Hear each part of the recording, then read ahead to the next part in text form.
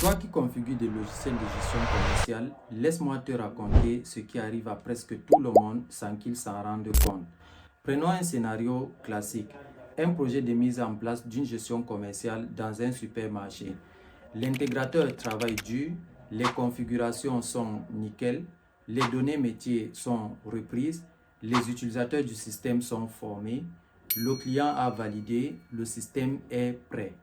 L'intégrateur repart satisfait. 3 mois après, son téléphone sonne. Écoute, le système ne marche pas vraiment comme on veut. Choc total. Et ça ne s'arrête pas là. Il continue. Le jus d'orange se vend par palette, mais ton système bloque sur l'unité. Quand on scanne un chocolat, ça déstocke le paquet entier. Les commerciaux retournent sur Excel, ils disent que c'est trop compliqué et le comptable est obligé de tout vérifier à la main, il n'a pas confiance. Et là, on accuse le logiciel de trop compliqué ou l'intégrateur qui ne comprend rien de l'activité. De son côté, lui, il s'est dit, les utilisateurs ne suivent rien, ils ne veulent pas changer. Tout le monde accuse tout le monde, personne ne voit la vraie cause. Pourtant, elle est là, sous son nez à chaque projet. Cette cause, c'est la logique métier.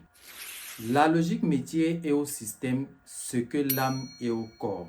Sans elle, le système ne sert strictement à rien. Tu peux avoir le meilleur logiciel du marché, le paramétrage le plus technique, les données les plus propres. Sans la logique métier, ton système est un corps sans âme, techniquement vivant mais mort au niveau métier. Avant de te donner la méthode ultime pour aligner tes configurations sur les règles business de ton client, faisons un petit diagnostic. Il y a une erreur que 90% des intégrateurs font, moi y compris à mes débuts. On voit toujours la mise en place de la gestion commerciale comme une simple affaire de configuration technique. Le plus souvent, on arrive chez le client avec notre checklist technique. On connaît bien à l'avance ce qu'il faut faire.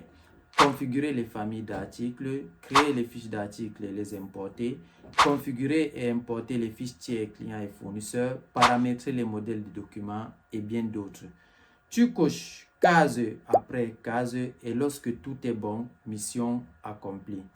Eh bien, en procédant de cette façon, tu créeras le plus souvent une coquille vide.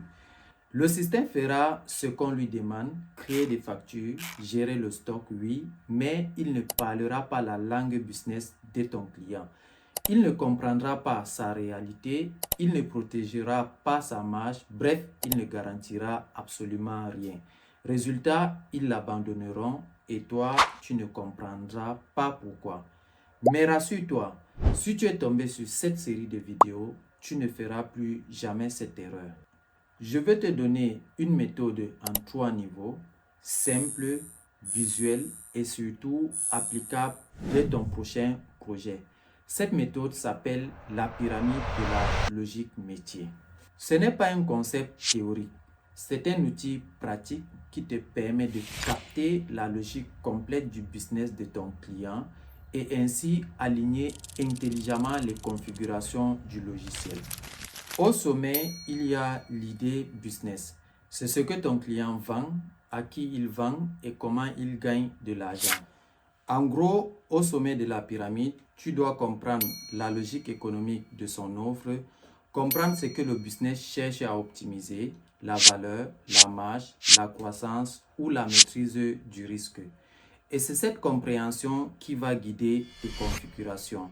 Elle te dit ce que le logiciel doit soutenir et donc quels paramètres choisir, quelles règles appliquer, quelles exceptions autoriser.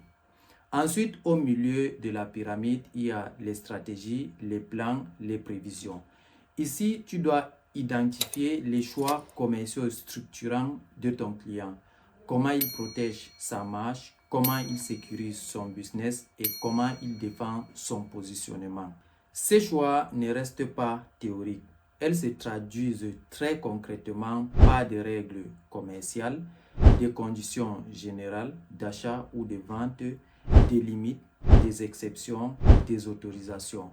Autrement dit, c'est ici, au milieu de la pyramide, que naissent les règles du jeu.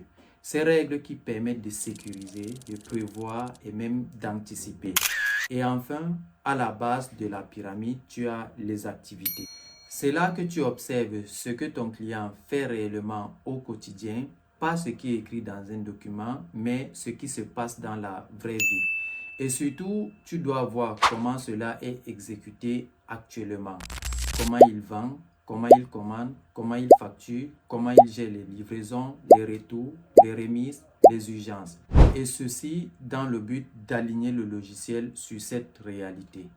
Maintenant, retiens bien ceci de cette pyramide. L'idée au sommet donne la direction. Le milieu produit les règles. Le bas conditionne les activités pour que les règles soient appliquées sur le terrain. Et le logiciel de gestion commerciale, il n'est jamais le point de départ, non. Il intervient après pour faire respecter les règles, les contrôler, les rendre automatiques.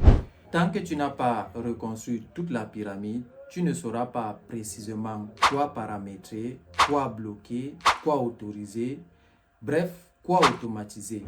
Et si le sommet est flou, si les stratégies sont mal comprises, alors peu importe la qualité de tes paramètres, tu mets en place une gestion commerciale qui ne reflète pas le business réel et qui finit par ne pas fonctionner. Souviens-toi de ceci, pas de clarté sur le business égale à pas de paramétrage fiable dans le logiciel, même avec le meilleur logiciel ou ERP.